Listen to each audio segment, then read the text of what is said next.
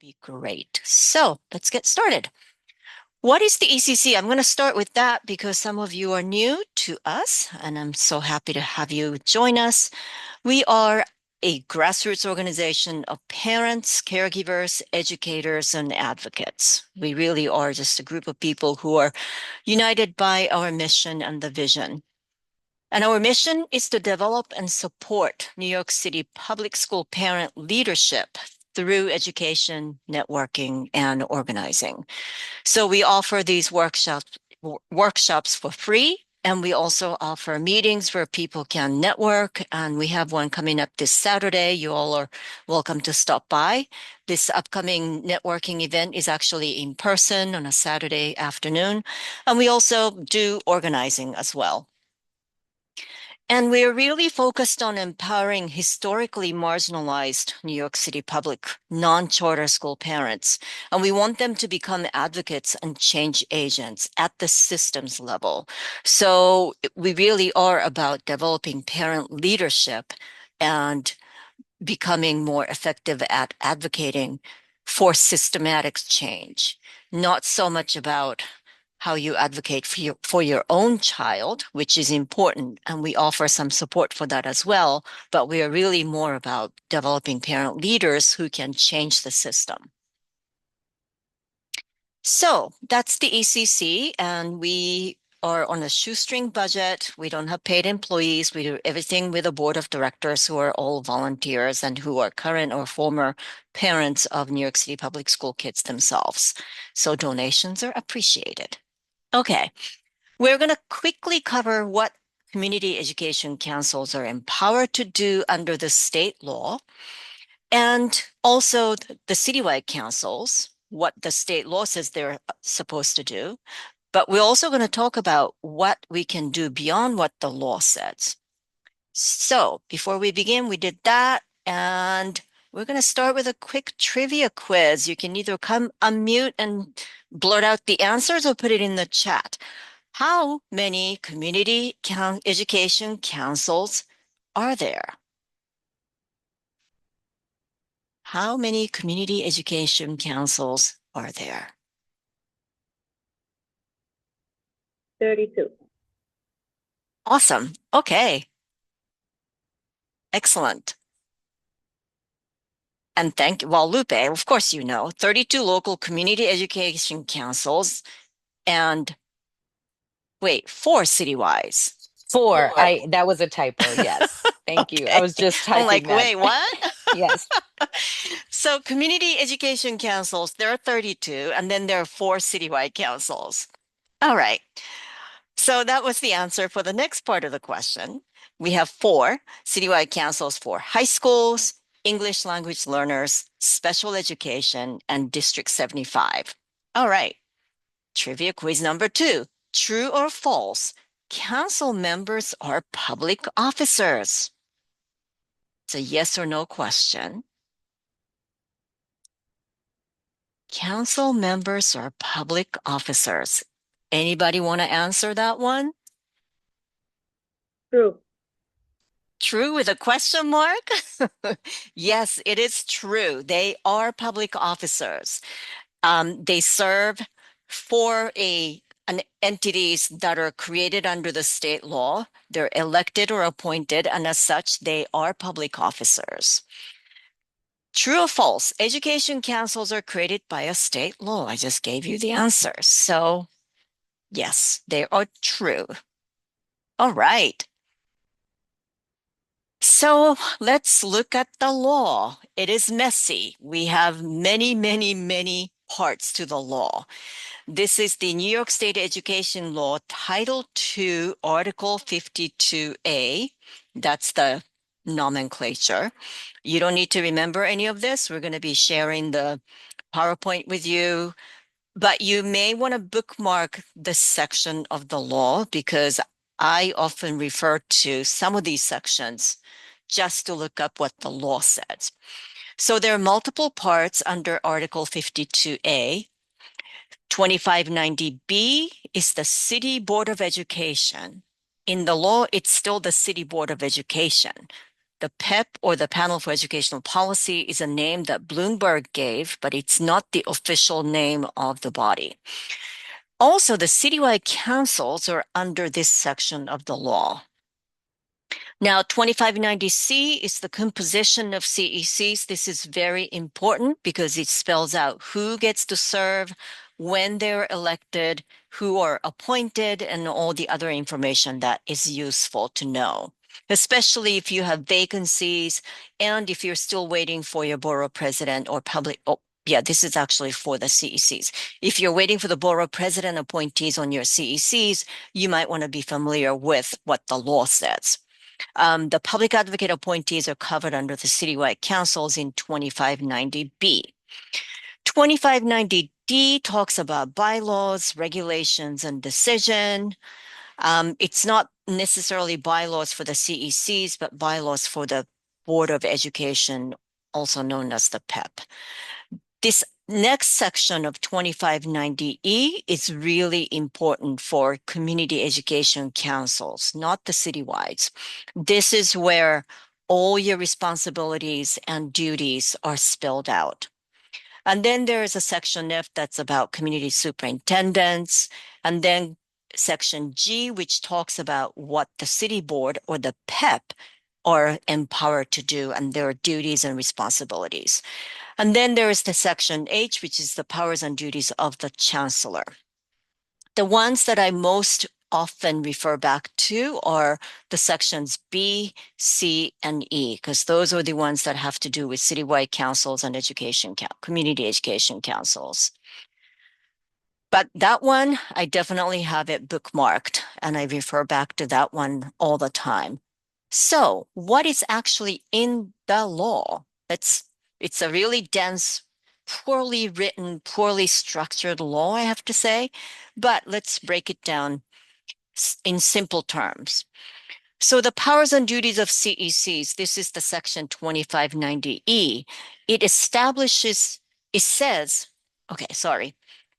The very first thing it says is that the CECs establish educational policies and objectives. This is the very first paragraph under this section of the law. It's kind of incredible that this is the first thing they say. CECs are supposed to establish educational policies and objectives. And then it gets into the details of what they're supposed to do. So promote achievement of education standards. And it doesn't tell you how you do this. These are just the overarching responsibilities of CECs. Cooperating in removal of any council member. It is kind of interesting. This is a particular section pretty early on in 2590E. It's one of the duties and responsibilities of CECs is to cooperate in removal of any council member. And then submit employment and financial disclosure. This is something you had to do already, but it's required that you disclose your financial relationships, employers, investments, or whatnot. And this is an annual filing. And this particular section has 2 separate sections and 9 paragraphs. So this, with cooperating removal of any council member, goes to show you where the lawmakers' minds were when they crafted this law. They were just so fixated on making sure corruption doesn't happen, because the mayoral control came about because of all the alleged corruptions of local community school boards. So they were really putting these clauses in the law to make sure that kind of corruption doesn't happen. That's not to say local community school boards were corrupted. Some of them were, but many of them were not. But this is where the mindset was, making sure that these community education councils were not corrupt. So they put a lot of paragraphs and verbiage into these sections, 9 paragraphs full of what you're supposed to do, what kind of disclosure, what constitutes conflicts, all that stuff that really shouldn't be all that important, but it's in there. And then the law will tell you about participation in training. It's actually required that every Education Council member participates in training no later than 3 months from taking office. So before October, the end of October, wait, no, July, August, September, end of September, you will have had to participate in training. And then you're supposed to do this continually every year. So it's not like you go to the orientation in June 21st this year, do the training, and you're done for the rest of your term. You're supposed to do this annually. And failure to comply may result in removal. This is the language in the law, but that's never been enforced to my knowledge. And then there's a section on preparing a school district report card. To my knowledge, I don't think any CEC has ever produced a district report card. Citywide councils actually produce reports. I know that the Citywide Council on high school and also special education have produced reports, but community education councils, I don't think I've ever seen a school district report card, but that's in the law. It's something the CECs are supposed to do. Employ or retain counsel from the city of New York. This just says you're able to use the city's lawyer if you need it. Ensure return transportation to students on field trips. This is like such an obscure section that nobody pays attention to. It should just go away, but it's still in there. It just says CECs are responsible for ensuring that the students have return school bus from field trips, as if that won't happen. Like the schools will do a field trip and drop the kids off somewhere other than back to the school. I don't know how it came about, but it's in the law, but nobody's ever done anything about it. This is the important section. Approve school zoning lines, except if you're in District 1, 7, or 23. These are 3 districts where there are no zoned schools. But everybody else, if you're a community education council, if you have a new elementary school or new middle school that have catchment zones, then it's your responsibility to approve or reject the zoning lines for school catchment areas. And technically, this goes true for high schools. I know that Queens still have zoned high schools. I don't think any other boroughs have zoned high schools left anymore.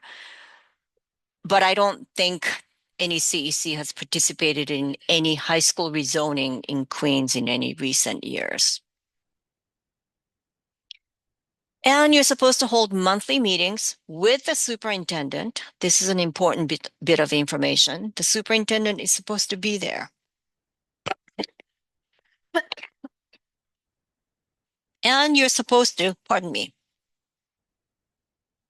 hold monthly meetings with the public where the public has the opportunity to provide comment.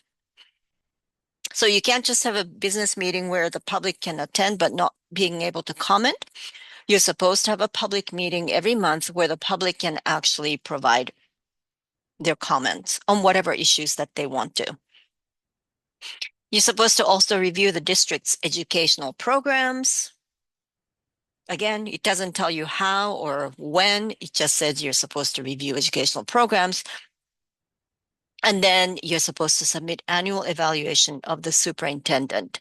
This should have been done towards the end of June this year, and every year, actually. I'm not sure if all the CECs did that or not. And then it goes on to say, evaluate other supervisory staff overseeing schools. So it's not just the superintendent you're supposed to evaluate. Your deputy superintendent should be evaluated by the CEC as well, and whoever else within the district offices who are overseeing multiple schools in some capacity. They're supposed to be evaluated by CECs. But to my knowledge, no CECs have evaluated anybody except the superintendents. You're supposed to review capital plan and hold a public hearing. And this has been conducted fairly well. The School Construction Authority releases a November plan in November, sometimes December, and the CECs are supposed to solicit project ideas from the schools and also hold a public hearing on the capital plan. And provide input to the chancellor and the city board. There's no real mechanism for that at the moment. You can attend the PIP meeting and share whatever and submit resolutions, but this is sort of a fluffy part of the law that's not followed very closely.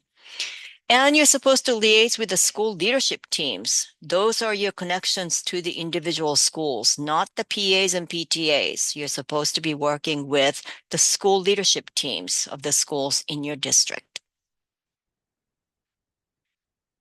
And you should have a representative on the district leadership team.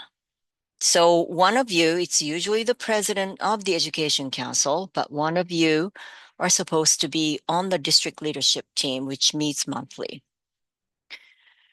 You're also supposed to interview a minimum of 3 candidates for superintendent. If there is a vacancy in your superintendency, you're supposed to be participating in that selection process. And you're supposed to hold a public hearing on school utilization changes. Whenever there is a co-location proposal or grade truncation or expansion that changes how a school building is being utilized, you're supposed to have a public hearing in partnership with the school leadership teams of the schools affected by such proposals, as well as the superintendent and other folks who are involved. And you're supposed to be consulting your liaison schools when they're hiring parent coordinators. This is something new that happened in the last few years. And this particular part of the law is not under 2590E, but it's actually under the Chancellor's section, 2590H. I'm not sure how that happened, but it's worth noting that if you look through 2590E, where all the other things are listed, you will not find this hiring a parent coordinator bit. It is under the Chancellor's section. So that is a very quick overview of what the law says the community education councils are supposed to do. Now I'm going to go quickly through the citywide education councils, which are actually very different. So these are under the City Board of Education section of the law. That's sort of a aha moment. They should have been under the CEC or separate section, not under the PEP section of the law, but that's what the lawmakers decided to do. Again, we have 4 separate citywide councils: special education, English language learners, high schools, and District 75. So I'm going to start with what the section titles are. So these are all under 2590/B, and dot 4, 5, 6, 7 are the sections that cover the citywide councils. And they're all relatively short. There is a section under each citywide council on how members are elected and selected and appointed. But then after that, there are very brief sections on the powers and duties. Essentially, for citywide council and special education, here are the powers and duties. Advise and comment on any educational or instructional policy involving the provision of services. Advise and comment on the process of establishing committees and or subcommittees on special education in community school districts. Issue an annual report and hold at least 1 meeting per month open to the public. That's it. Compared to what you find under the Community Education Council section of the law, the citywide councils have just these. That's it. It gets even shorter for some of the other ones. This is the Citywide Council on English Language Learners. Advise and comment on educational instructional policy involving bilingual or English as a second language programs. It still says second language, even though English as a new language is the better term that we are using. issue an annual report, and hold at least one meeting per month open to the public. Citywide Council on High Schools, advise and comment on any educational or instructional policy involving high schools, issue an annual report, and hold at least one meeting per month open to the public. Same thing pretty much for Citywide Council on District 75. Advise and comment, issue an annual report, hold at least one meeting per month open to the public. So I think the legislators just kind of ran out of steam on these sections. Although I think the financial disclosure and many of the other parts of the Community Education Council laws are interpreted to apply to the citywide councils as well. They're not specifically under the law, under that section of the law. So here's the reality. CCs are really not consulted on educational policies and objectives. It's not like the chancellor and deputy chancellors first come to the CECs to pitch some proposals on educational policies. That's really not how it goes. CCs really do not have the power to hire or fire superintendents. Yes, you are required to review 3 candidates. If you're hiring a new superintendent, you're participating in that selection process by reviewing at least 3 candidates and ranking them. But the chancellor has the final say over who to appoint. And there's nothing that requires the chancellor to actually meaningfully consider the CEC's input into the selection process. Likewise, the CEC may give a horrible evaluation of a particular superintendent, but it does not necessarily mean that that superintendent will be removed or reassigned. A lot of times the CECs will do an evaluation that is a pretty negative evaluation, but nothing really happens. The DOE Central may tell the superintendent certain things that the superintendent needs to improve on, but there's no real consequence of a negative evaluation of a CEC of superintendents. And CEC members are really not considered as elected officials by the DOE at the moment. Even though CEC members and Citywide Council members are public officers bound by the Public Officers Law and many other laws that govern public officers, the DOE still doesn't really consider them elected officials. And CEC members are not appropriately supported. I'm sure some of you who've been on the CEC can attest to this fact. And this is one of the reasons why entities like the ECC offers workshops for members. But community education councils and citywide councils are a good platform to amplify voices from the ground. We really can use the CECs to elevate parents' voices because this really is the only vehicle for parents to elevate their voices.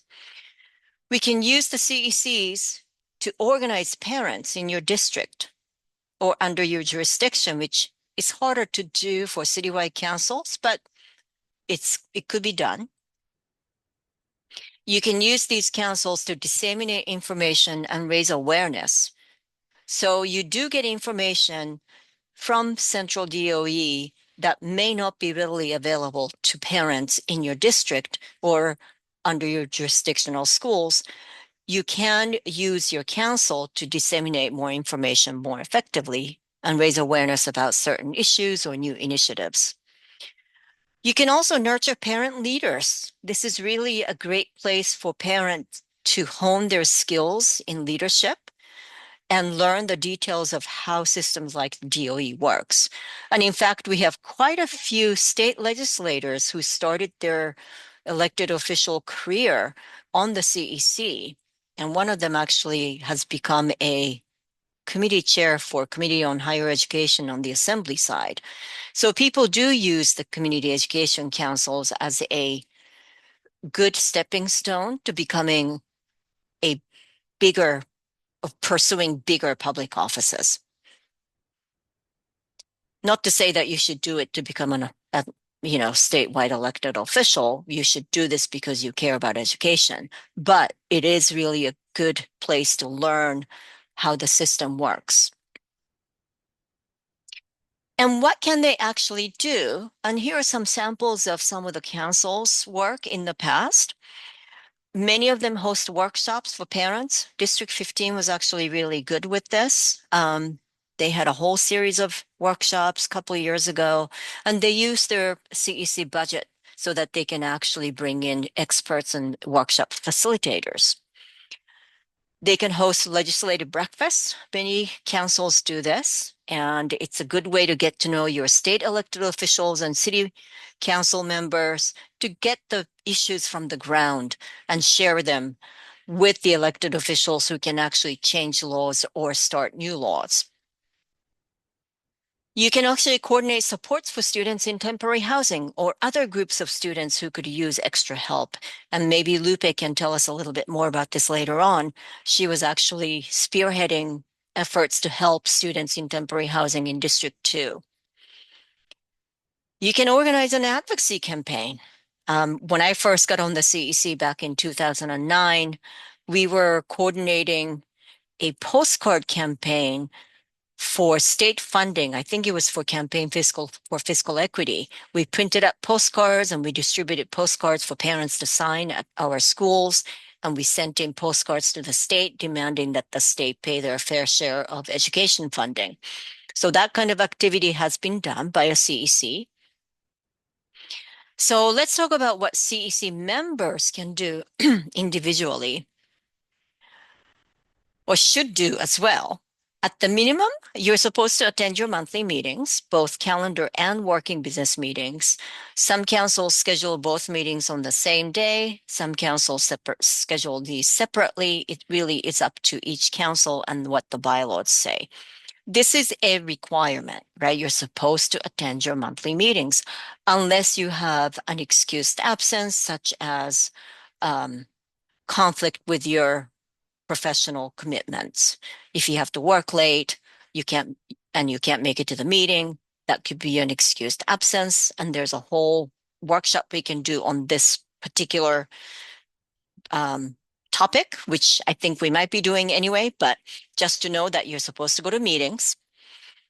You're supposed to visit liaison schools. You're supposed to actually have liaison schools, 2 or 3 schools. I think if you have 54 schools like District 2, you might have 4 or 5 schools, but you're supposed to meet with them and you're supposed to attend some of the school leadership meetings and you're supposed to communicate with them on a regular basis. You're also supposed to communicate with parents in your district beyond just the school leadership teams because they will find you and they will contact you with their issues. And it would be a good idea for you to actually respond to them. And oftentimes you just have to refer them to the district office or to the parent coordinator at their schools, or just give them some guidance on what the chain of command might be, because some of the new parents may not understand who they are supposed to contact, what kind of resolution is possible for their problems, and you can be assisting those parents. You can also carry out a research project on educational issues.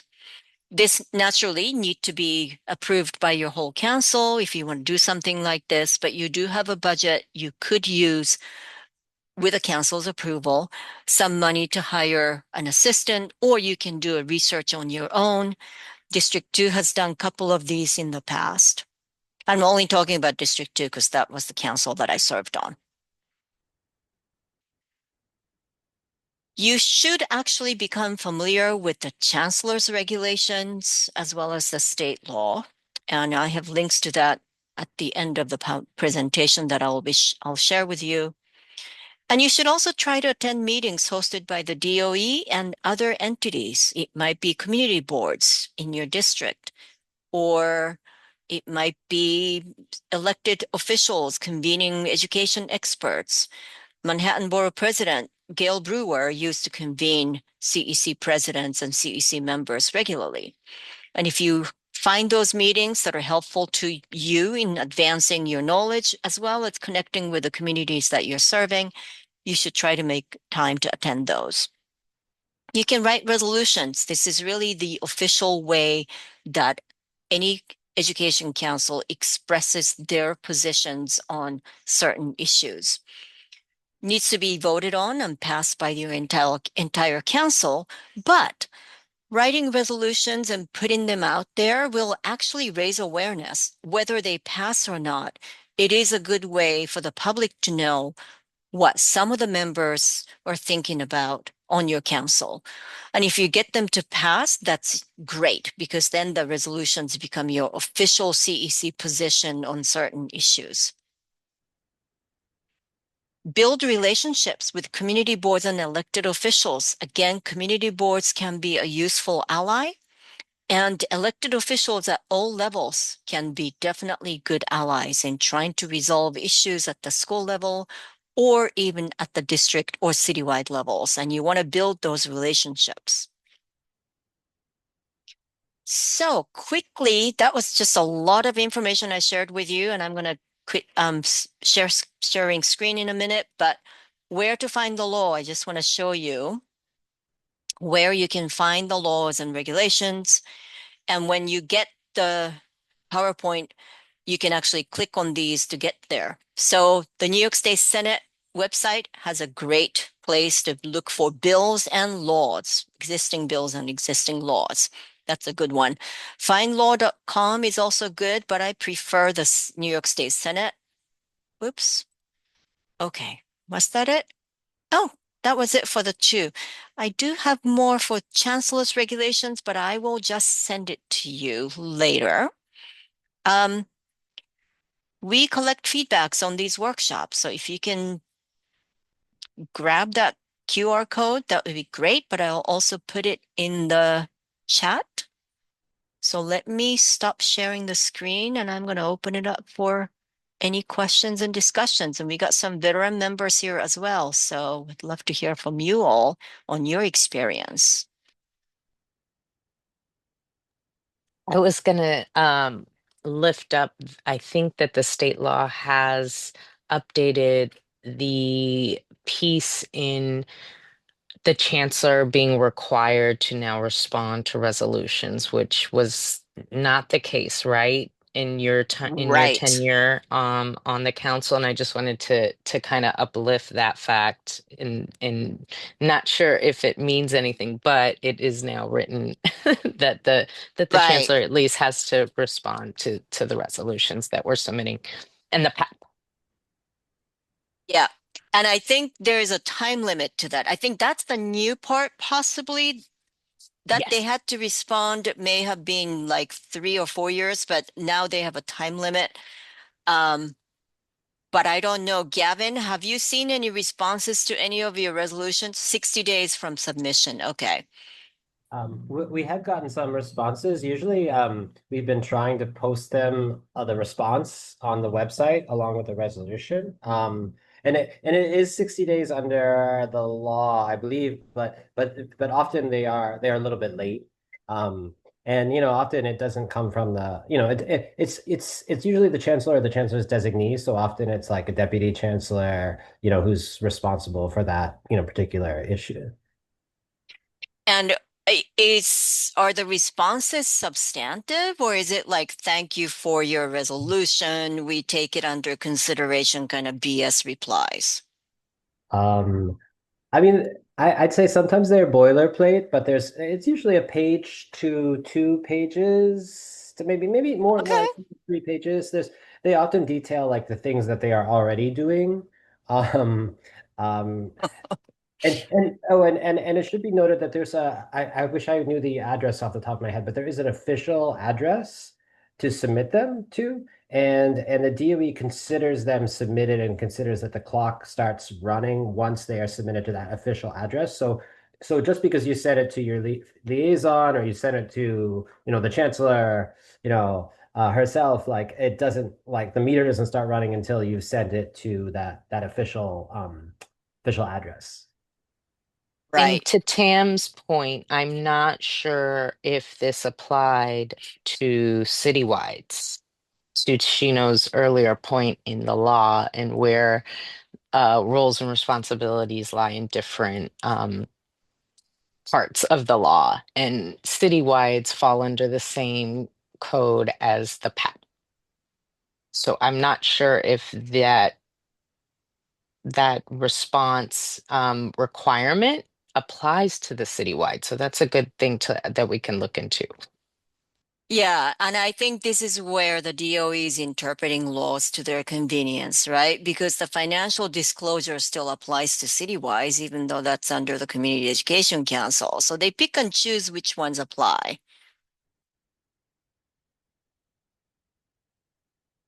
So I'm going to put, for those of you who are new to the CEC, ECC created a resolutions bank that has a lot of resolutions, but it really depends on council submitting resolutions before we post them to this resolutions bank. But I'm sharing it because you don't need to create these resolutions from scratch. And we have a library of samples, and you can cut and paste, you can tailor it to your needs, whatever the topic might be. So you can bookmark that resolutions bank, which I put in the chat. And thank you, Gavin. Send resolutions to councilresolutions@schools.nyc.gov. And we will be having a resolution writing workshop later in the school year. I think we might be doing that in January-ish. So stay tuned for that. And just want to flag, Shino, that email for resolutions are for resolutions that have passed in your council, and would Right. need, usually I think they come from your AA if you're lucky to have one, and you should, but not all are some have vacancies. So, but that would have been a past resolution. So just want to flag. Right. Thank you for that. Yep. So you can't send them until they're officially approved and passed and recorded in the minutes. Any other questions? I actually have a couple other slides that I want to quickly share with you all. So I'm just going to go ahead and do it. Okay, so once you get the PowerPoint, you will see links to the Education Law Title II, Article 52A, Section 2590, which is all about New York City's education councils and chancellor and whatnot. I also had the quiz early on today about CEC members being public officers. So you might want to take a quick look at the public officers law. And that's Article 7, which is open meetings law. This is something that's actually very important for you to understand. And we will be doing a workshop on this as well. And then Article 6 is freedom of information law. You probably don't really have to know about it, except that know that you as a council member are subject to freedom of information law request. So if somebody, a member of the public or a journalist or whoever else submits a freedom of information law request, you will have to provide the requested information. But usually the DOE lawyer will advise you on that. But this is to say, if you use your personal email address for council business, you're going to have to provide all the emails that have anything to do with your council, even if it's your personal email address, to the FOIL request. Just because you're using your personal email does not absolve you from complying with the FOIL request, so long as you use that personal email address for council business. So if you want to be safe, you should create a dedicated council email address. Some of the councils give you that, like CECD2 has a domain name that we registered, and then each member gets a personalized email address affiliated with that domain name. And that becomes your official CEC email address, and you only use that. But also remember, anything you put in that official email address is foilable. So be careful what you write. Okay. Article 4, Section 74 of the Public Officers Law also has a couple things you might want to be familiar with, such as you're not supposed to accept gifts more than $25 worth. unless it's from friends and family, of course. But if you're meeting your PTA president for the first time and she wants to buy you dinner, she shouldn't do that, or you shouldn't accept it unless it's less than $25. But in New York City, I don't know you can get dinner under $25. And then chancellor's regulations are also very important for you to understand. And there's a conflict of interest that's actually New York City Charter, which covers not just the CEC, but also all the elected officials. I haven't looked at it, but you might want to take a look at it if you're interested. But it's more important actually for you to become familiar with the Chancellor's Regulation D series, which is the part that covers businesses that are relevant to CECs and citywide councils. And D2110 is the freedom of information law procedures, and D210 is anti-discrimination and anti-harassment policy. This has actually become rather controversial, but you might want to take a look at those. Public meetings and hearings online course, there is a wealth of resources out there already, and some of them are super useful. They're not all provided or made for CEC and citywide council members, but they apply to you, so they're very useful. Committee on Open Government is also very, very, very useful. This is a New York State entity that really interprets and provide advice and guidance on open meetings law. And you can request an advisory opinion. I used to do this all the time when I was in CEC2, when I had a question about what violates the open meetings law and what you can do without violating the open meetings law. Okay, so those were the websites that I will be sharing with you in the PowerPoint, and you can bookmark them or not. Okay. Okay, question from Joyce. Interview process for parent coordinators. Okay.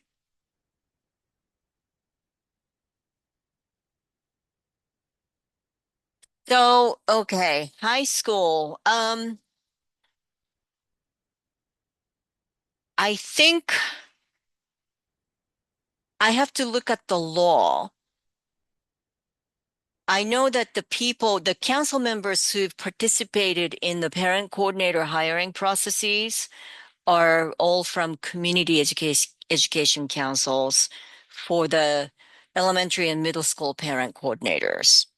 And elementary and middle school, they're not supposed to be hiring parent coordinators without CEC consultation, right? High school parent coordinators, I'm not sure, because I'm not sure who's supposed to be consulting with them. Again, I have to look at the law to say if it's specific to community education councils or not. Is there any penalty if schools do not participate? Unfortunately, no. Came up a lot and local district CEC consulted for high school. Yes, I think it might be because the law is not clear on what you're supposed to do for high school parent coordinators, whether it should be the community education council or high school, citywide council in high schools. So it might need that the law may need to be clarified on that. But I'll look at the law to see if there's ambiguity. There probably is ambiguity, which is why. But also, citywide high schools have 13 members, 2 members representing the entire borough. And I think, Manhattan alone has something like 300, 200 something high schools. 2 members, and not all of them are hiring parent coordinators, but it could very quickly add up to a lot of work. So that's something we need to think about if the law needs to be amended. And as to penalty, no, there's no penalty for violating any part of the state law, which is why Michael Bloomberg violated this law left and right, or I should say, interpreted the law liberally. And there is no consequences for the DOE not following the law. Thank you, Gavin. The law says the Community District Education Council of each school interesting, shall be consulted prior to the selection of the parent coordinator. Such consultation shall include an opportunity for Community District Education Council to meet with the final candidate or candidates the school principals considering. Okay. Community District Education Council of each school. That could be interpreted. Well, Community District Education Councils are the CECs, so there is no mention of high school, citywide council on high schools. This is how the DOE or FACE has been interpreting it and has put this burden on CECs without kind Yeah. of preparing them for it. I mean, they weren't prepared to do it. I know because I think I was one of the first CECs to do this when they implemented this with the American Sign Language School. And both the principal and the PTA were told very last minute, and they were the ones to share with our CEC that this was an obligation of ours. FACE had not done so at that time. And then since then, this past year, I saw this come up where local CECs were told last minute that they were to be the ones consulting for the high schools as well. Right, right. And actually, the Community District Education Council, that is a term that's very specific to the community education councils in the district, right? So I think that would be the interpretation. And yeah, even though this is where the law conflicts between 2590H 15D and 2590E, which says community district education councils have jurisdiction over K through 8, essentially. But under this particular section, you're supposed to do high school high school parent coordinators. But this is also a very interesting way of writing the law. Such consultation shall include an opportunity for the Community District Education Council to meet with a final candidate. It's not a requirement. You're supposed to provide an opportunity, right? This is where the sneaky people will interpret this and say, okay, so I'm going to give you an opportunity, Erica, to interview my final candidate tomorrow. Oh, you're not available. Too bad. I gave you an opportunity. You can't make it. Okay. Lorenza has a question. I'm a borough president appointee. Can I run for the CEC executive board? Of course you can. But actually, there is no executive board on the CEC. You have the president, vice president, secretary, treasurer. But that is not an executive board. That's the leadership. So you will never meet as the executive board because there is no such thing. But yes, of course, borough president appointee has all the rights and responsibilities of elected members. So you can run for president, vice president, second vice president, if your council has it, treasurer, secretary, whatever. Thank you, everybody.